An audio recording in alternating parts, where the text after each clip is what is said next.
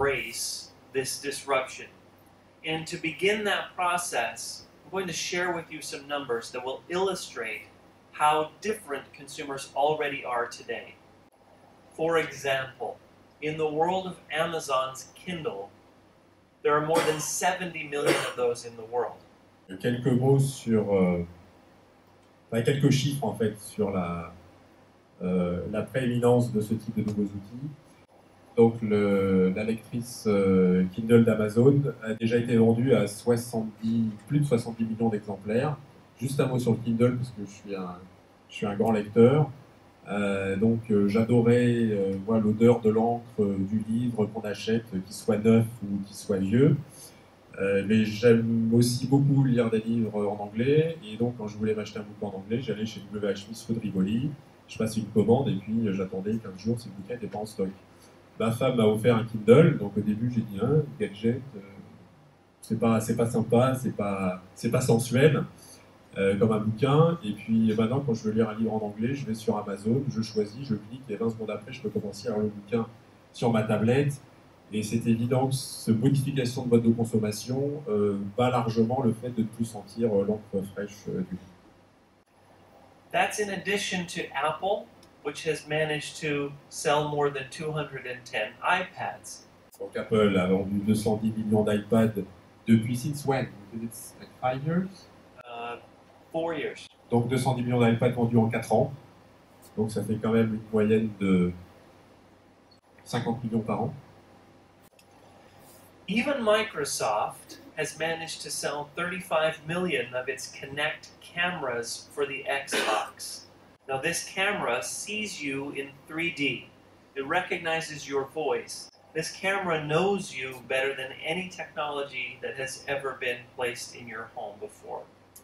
Et donc Microsoft a vendu 35 millions de Kinect, qui est un add-on qu'on met sur une Xbox, mais qui peut servir et qui va sans doute servir à beaucoup d'autres choses que jouer à des jeux vidéo, puisque c'est un objet qui analyse ce que vous faites en 3D, vos expressions faciales, vos mouvements, etc. Et donc, il peut être utilisé pour tout un tas d'applications.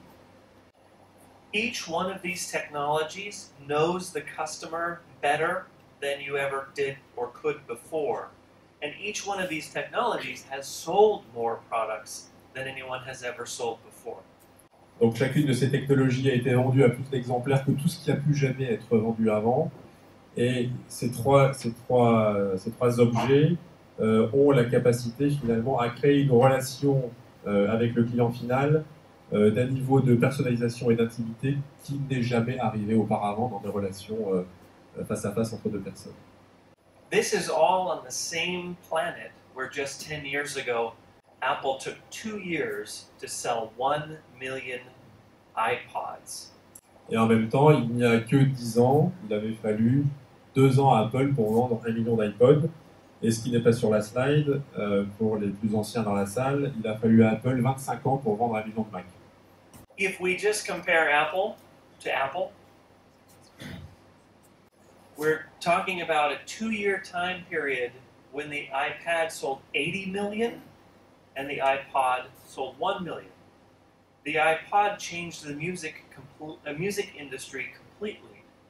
How many more industries can this whole family of devices change today?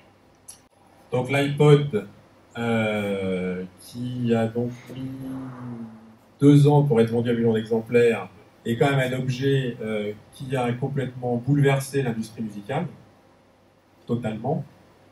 Donc la question que pose James, c'est donc un objet comme l'iPad, qui est un objet avec un potentiel fonctionnel beaucoup plus vaste et qui s'est vendu